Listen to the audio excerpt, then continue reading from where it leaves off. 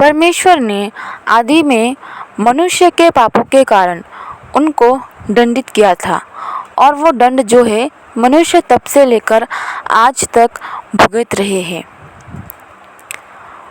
उन्होंने परमेश्वर की आज्ञाओं का उल्लंघन किया था और इसी कारणवश परमेश्वर क्रोधित होकर उनको दंड देते हैं और वो दंड जो है पूरी मनुष्य जाति आज तक भुगत रही है। लेकिन परमेश्वर ने जो आशीषें, जो जीवन यीशु मसीह के द्वारा हमें दिया है, वो भी मनुष्य तब से लेकर आज तक पा रहे हैं। चाहे मनुष्य कितना भी पापी क्यों ना हो, जो कोई यीशु मसीह को ग्रहण करता है और अपने पापों का अंगीकार करता है, तो परमेश्वर उस व्यक्ति के सारे पापों को अपने पीठ के पीछे रख देता है और उन पापों को वो फिर कभी फेर कर नहीं देखता और फिर उस व्यक्ति को अपने हृदय से लगाता है। लेकिन ये जो दंड परमेश्वर ने दिया है, इस दंड के जो प्रक्रिया है उसमें कुछ महत्वपूर्ण बातें छिपी हुई है जो परमेश्वर ने आज आपको बताने के लिए मुझे प्रेरित किया है। तो चलिए उस संदेश को धैर्यपूर्वक सुनते हैं, क्योंकि ये महत्वपूर्ण बातें आपको जानने के लिए आवश्यक है। परमेश्वर ने जब आदम को रचा तो उसको जो है अदन की वाटिका में रखा और आदम अकेला था। उसके साथी के लिए परमेश्वर ने उसको हवा प्रदान की, उसकी पत्नी करके, तो वो दोनों साथ साथ रहने लगे। परमेश्वर ने मनुष्य को अपने स्वरूप में रचा था, बड़े ही प्रेम से, परंतु परमेश्वर के मन में कहीं ना कहीं ये शंका उत्पन्न हुई थी कि मैंने जिसको अपने स्वरूप और समानता में रचा, क्या वो मेरे विश्वास योग्य ठहरेगा? उस विश्वास को परखने के लिए, उनके खराई को परखने के लिए परमेश्वर ने अदन की वाटिका में 2 वृक्ष लगाए, एक जीवन का वृक्ष और एक भले और बुरे के ज्ञान का वृक्ष। परमेश्वर ने उन दोनों को अदन की वाटिका में रखा और उनको सभी वृक्षों के फलों को खाने की अनुमति प्रदान की, बस उन 2 वृक्षों के फलों को छोड़ के जो अदन की वाटिका के बीचों बीच थी, अर्थात जीवन का वृक्ष और भले और बुरे के ज्ञान का वृक्ष। परमेश्वर देखना चाहता था कि वे मेरी आज्ञाओं का पालन करते हैं या नहीं। तत्पश्चात आगे हम देखते हैं कि बाइबल कहती है सांप जो है सभी पशुओं में धूर्त था। यह बात नोट कर लीजिए कि सांप सभी प्राणियों में धूर्त था और इसीलिए शैतान जो है सांप में प्रवेश करता है और उसकी परीक्षा करने को वो पहले हवा के पास जाता है और उससे बहकाता है। अगर सांप सबसे पहले आदम के पास जाता और कहता कि तू वो फल खा जिससे कि तू परमेश्वर के तुल्य हो जाएगा, हो सकता है वो कभी नहीं खाता, वो परमेश्वर के आज्ञाओं का पालन करता।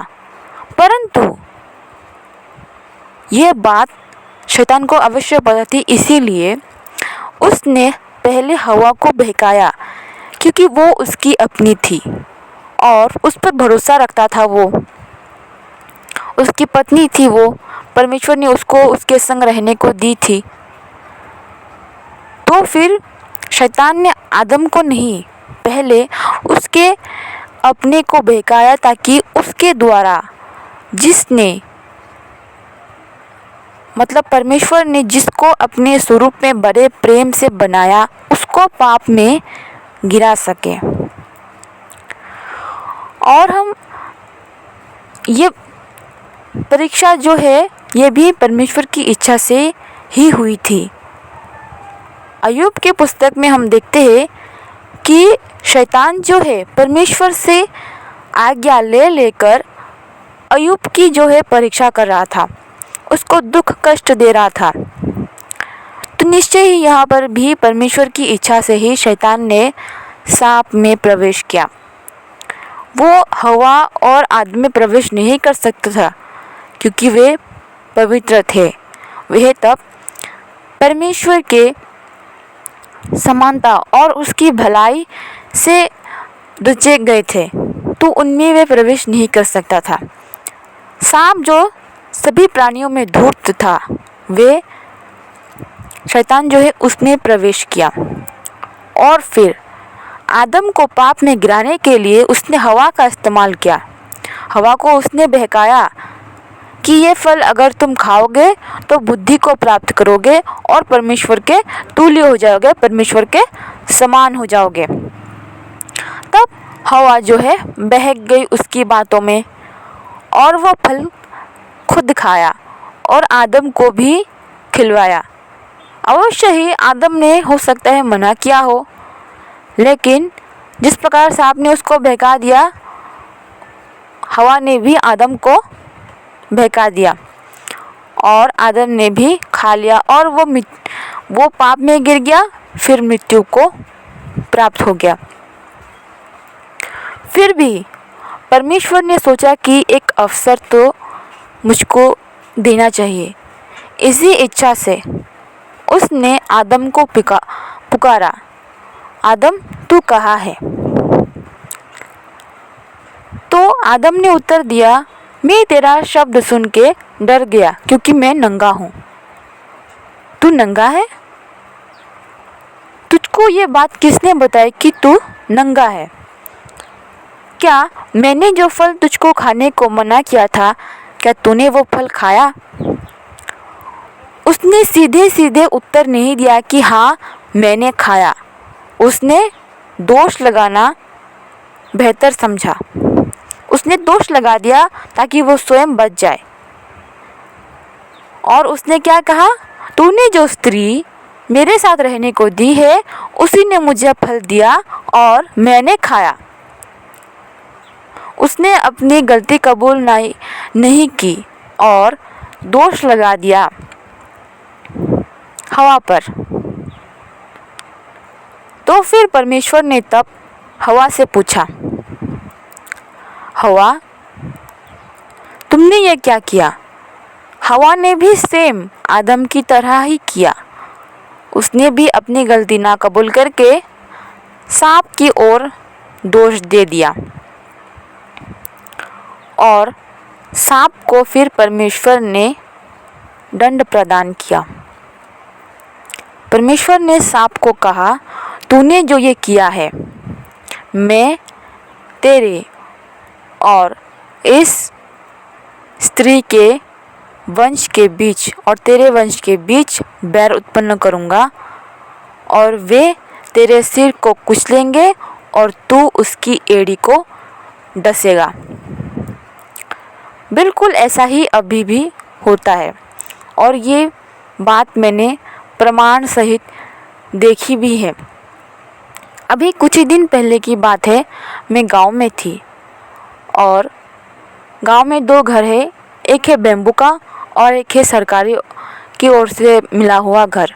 मैं वहाँ पर मामा और मामी के साथ थी और दादाजी निमंत्रण खाने के लिए कहीं पे गए हुए थे पास के ही गांव में, और छोटी मामा जो है वो स्कूल में गए थे। दादी माँ गई थी आशा के यहाँ। वो लोग आशा अर्थात सरकारी कर्मचारी होते हैं जो कई बार बीमारी वगैरह होने पर गांव में आते हैं, बीच बीच में आते रहते हैं दवा वगैरह देने के लिए मुफ्त में सरकार की ओर से। तो उस दिन भी वे लोग आए थे। बूढ़े सभी लोगों के जो भी उम्र हो गए थे 30, 35, 40 ऐसे 60, 70 जो भी उम्र हो गए थे उन लोगों का प्रेशर चेक करने के लिए और कुछ बीमारी अगर हो तो उस हिसाब से दवा देने के लिए। तो दादी माँ भी वहाँ पर गई थी। वहाँ से वो दवा लेकर घर आई। घर में तब जब से वो गई तब से कोई नहीं गया था। और बेम्बो का घर है, ऊपर थोड़ा खाली जगह है छत से। जो बेम्बो का जो बेड़ा होता है वो थोड़ा नीचे की तरफ है, तो बहुत ही जगह है। और आसपास बहुत जंगल है, गांव है, तो पेड़ पौधे बहुत ज़्यादा है। तो एक बहुत बड़ा सांप जो है घर में था। और पीछे में जो है सांप जो हर अमावस्या पूर्णिमा को जो उसका एक चमड़ा निकल के जाता है सांप का, वो चमड़ा घर के पीछे था। और वो वहाँ से वो चमड़ा निकल कर घर के अंदर जो है प्रवेश कर चुका था। दादी माँ वो शब्द भी सुन रही थी, परंतु फिर भी उसने प्रवेश किया। उसको शब्द अगर सुनाई दे रहा था तो प्रवेश नहीं करना चाहिए था। लेकिन एक कहावत है ना, जो होने को जो है कोई नहीं टाल सकता, जो होना है वो होके ही रहता है। तो वैसा ही हो गया। उन्होंने सिर्फ दरवाज़ा खोला और एक पैर जो है अंदर रखा, तभी सांप ने जो है डस लिया उसकी एड़ी पे 2 बार। और फिर जब उन्होंने बाहर निकलना चाहा उस पैर को, फिर वो घूमकर आया, चला गया था डस के, फिर वो घूमकर पता नहीं क्या सोच के आया, फिर उसको 2 बार डसा। डसने के पश्चात वो चला गया। लेकिन दादी माँ ठीक है, साथ ही साथ हम लोग हॉस्पिटल लेके गए थे, तब वो ठीक हो गई। और एक रात हॉस्पिटल में रहने के पश्चात सुबह वापस आ गई थी। तो ये श्राप जो है अभी तक बरकरार है। और एक बार मैं मौसी के घर में गई थी, तब रात का समय था, वो बीमार थी इसलिए मैं गई थी। तब कहीं से जो है एक सांप आ गया था। वो ज़्यादा बड़ा नहीं था, और जो दादी माँ को कटा था वो बहुत ही ज़्यादा मोटा बड़ा था। और उस दिन जो आया था वो थोड़ा छोटा था। तो वहाँ पर मौसी के जो ससुर है उन्होंने देखा कि सांप आ रहा है। उन्होंने पहले लाठी ली और सांप के सिर पे मारा पहले, और सांप अधमरा हो गया। फिर उसको जलाकर मारकर फेंक दिया, नहीं तो वो घर में घुस जाता। और वो बहुत जहरीला सांप था, दो मुँहे वाला ऐसा था, शायद वैसा ही होगा, 2 मुँहे वाला था शायद। फिर ऐसा होने के पश्चात उन्होंने उनको मार के जला दिया और सांप को फेंक दिया। तो मनुष्य के मन में ये पहले से बैठ गया है कि सांप के बाकी हिस्सों पे मारने पर उसको जो है इतना आसानी से नहीं मरेगा, वो वापस से डसने के लिए आ सकता है। लेकिन अगर उसके सिर पर प्रहार किया जाए तो वो अधमरा हो सकता है, जल्दी से वो डसने नहीं आ पाएगा। और सांप भी जो है मनुष्य के पैर में ही डसता है सबसे पहले, किसी भी अंग के पहले वे पैर में डसता है ज़्यादातर। लेकिन परमेश्वर ने देखा कि सांप भले ही धूर्त था, परंतु सांप ने ये कार्य नहीं किया था, शैतान ने उसमें प्रवेश किया था। इसलिए परमेश्वर ने उस पर भी आगे जाके दया की। दया किस प्रकार की, आजकल एक सपोला होता है जो बीन बजाते हैं सांपों को कंट्रोल करने के लिए। वे अगर किसी सांप अगर किसी के घर में घुस जाते हैं, प्रवेश करते हैं, तो वे लोग आ जाते हैं और आके सांप को पकड़ के जंगल में छोड़ देते हैं। हमारे गांव के घर में भी ऐसा एक बार हुआ था। एक बहुत बड़ा सांप जो है घर में घुस गया था और वे लोग आए थे, आकर बहुत ही शांति से सांप को पकड़ के ले गए और जंगल में छोड़ दिया। वे लोग अंगूठियाँ भी देते हैं जिससे कि सांप आपके पास नहीं आ सकता। सबको दी थी लेकिन मैंने नहीं ली। तो हमारा परमेश्वर इतना दयालु है, उसको दंड तो दिया परंतु उस पर दया भी की। फिर परमेश्वर ने स्त्री को दंडित किया कि तू जो है पुत्र जनने की पीड़ा से, और वो पीड़ा जो जच्चा की पीड़ा होती है, जो संतान उत्पन्न के समय पीड़ा होती है, उस पीड़ा को मैं बहुत ज़्यादा ही बढ़ा दूंगा। और इसी कारण कई महिलाएं जो है जो पुत्र जन्म देने के समय जो है मर जाती है, उस पीड़ा को सहन ना करने की वजह से। लेकिन फिर भी परमेश्वर ने उन स्त्रियों पर भी दया की, दंड दिया, परंतु फिर भी उस पर दया की। अब्राहम की स्त्री सारा वो 99 वर्ष की थी और उसने बूढ़ी अवस्था में ही संतान को उत्पन्न किया। साधारण मनुष्य के लिए तो ये असंभव कार्य है कि वो बूढ़ी आयु में मरे हुए शरीर में एक पुत्र को उत्पन्न करे, इतनी शक्ति नहीं होती है। तभी भी परमेश्वर ने उसके शरीर को जवान रखा, स्वस्थ रखा, जिससे कि राजा फिरौन भी उसके सुंदरता पर मोहित हो गए थे। तो यहाँ पर आप देख सकते हो कि जो भी स्त्री परमेश्वर पर विश्वास रखती है, उस पर इस दंड की आज्ञा नहीं होती है। फिर परमेश्वर आदम को दंडित करता है कि तूने जो स्त्री की बात मानकर मेरे आज्ञाओं का उल्लंघन किया है, उससे ये भूमि शापित हो गई है और ये तेरे लिए कांटे के पौधे उगाएंगे। पहले परमेश्वर ने सिर्फ और सिर्फ फल वृक्ष ये सब लगाए थे, कांटे वाले पौधे या फिर बेकार की जो भी बिना फल के वृक्ष होते हुए सब नहीं उगाए थे। तभी से भूमि जो है शापित हुई और ये कांटे वाले पौधे उगे, और जब भी फलदायी वृक्ष नहीं है वो भी उगे। इसलिए आप देखते होंगे कि अच्छे पौधे को तो बहुत जतन करना पड़ता है, पानी देना पड़ता है, खाद देना पड़ता है, तब जाकर वो अच्छा होता है और बहुत साल लगता है। परंतु कांटे वाले पौधे जो है जल्दी जल्दी अपने आप बिना किसी खाद पानी के जतन के हुए सब बढ़ जाते हैं और उसकी जड़ें इतनी मजबूत भी होती है। और फिर परमेश्वर ने कहा, तू भूमि की उपज खाएगा और अपने माथे के पसीने से खाएगा, उसको बहाएगा तभी तुझको कुछ भोजन मिलेगा। अर्थात बहुत परिश्रम करना पड़ेगा, तब जाकर तुझे भोजन 2 वक्त की रोटी मिलेगी। तू दुख की रोटी खाया करेगा, बहुत परिश्रम कष्ट दुख करके फिर तू उस भोजन को ग्रहण कर पाएगा।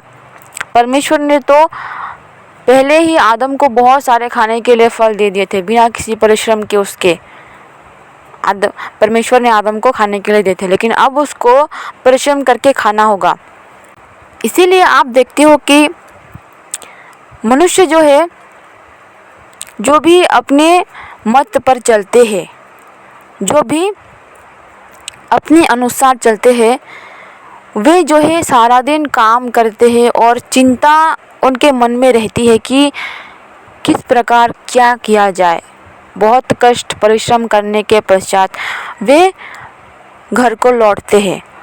परंतु जो परमेश्वर में जीवन जीते हैं, उन पर कोई समस्या नहीं आती, कोई विपत्तियां भी नहीं आती और उनको कोई चिंता भी नहीं होती, क्योंकि उसको परमेश्वर पर भरोसा होता है। जो व्यक्ति परमेश्वर पर भरोसा रखता है, उस पर भी इस दंड की आज्ञा नहीं होती, वो इस दंड से पूर्ण रूप से मुक्त होता है। अब ध्यान देने वाली बात यहाँ पर ये है कि शैतान ने किस प्रकार आदम के सबसे भरोसेमंद, उसके सबसे करीब रहने वाले व्यक्ति से ही उसको पाप में गिराया। ये शैतान का सबसे चोखा हथियार है और इसी हथियार के द्वारा वो आज भी कई मनुष्यों को पाप में गिराता है। अगर कोई व्यक्ति परमेश्वर में दृढ़ होता है, उसमें अडिग रहता है और वो बहुत विश्वासी होता है, परमेश्वर के आज्ञाओं को मानने वाला होता है। तो शैतान उसकी कमज़ोरियों को देखता है कि वो किस पर सबसे डिपेंडेंट है, किस पर सबसे भरोसा रखता है, कौन उसका सबसे अपना है, कौन सबसे ज़्यादा उसके करीब रहता है और किसकी बातें वो मानता है, किसकी बातों का असर उस व्यक्ति पर ज़्यादा होता है। और वो उस व्यक्ति को टारगेट बनाता है जो उस व्यक्ति के करीब हो। फिर किसी ऐसे व्यक्ति में प्रवेश करता है जो अच्छा नहीं, जो चिकनी चुपड़ी बातें करता हो, जो पाप में अपना जीवन जीता हो। क्योंकि शैतान जो है किसी भी धर्मी व्यक्ति के शरीर में प्रवेश नहीं कर सकता। उसको प्रवेश करना है तो किसी ऐसे व्यक्ति के अंदर प्रवेश करना होगा जो परमेश्वर से दूर रहता हो, परमेश्वर के वचन से दूर रहता हो और पाप में अपना जीवन जीता हो, जो भटका हुआ हो पहले से ही। फिर उसमें प्रवेश करके वे उस व्यक्ति के अपने को बहकाएगा, उसको लालच देगा। जैसे सांप ने हवा को लालच दिया था, कुछ पाने की आशा दी थी, ठीक वैसे ही वो भी उसको बहकाएगा और वो बहक जाता है। तत्पश्चात वो उसको भी बहका देता है जो परमेश्वर में अड़िग है, जो परमेश्वर को अपना मानता है, उस पर भरोसा रखता है। फिर भी वो कहीं ना कहीं परमेश्वर से अधिक उससे जुड़ा हुआ है ज़्यादा, इसी वजह से वो जो है पाप में गिर जाता है और उसका अंत जो है विनाश होता है, मृत्यु होती है, जैसे आदम हवा की हुई थी। ऐसे लोगों से हमें जो है दूर रहना है। और ये बात ध्यान रखनी है कि चाहे हमारा अपना ही क्यों ना हो, वो हमारे कितना ही करीब क्यों ना हो, परमेश्वर को हमें सबसे आगे रखना है और ऐसा कोई भी कार्य नहीं करना है जिससे कि परमेश्वर को ठेस पहुँचे, उसकी आज्ञाओं का उल्लंघन हो। ऐसा कोई भी कार्य नहीं करना है जो परमेश्वर के विरुद्ध हो। आशा करती हूँ आपको आज का वचन समझ में आया होगा और आशीष मिली होंगी। तो आज के लिए इतना ही, धन्यवाद।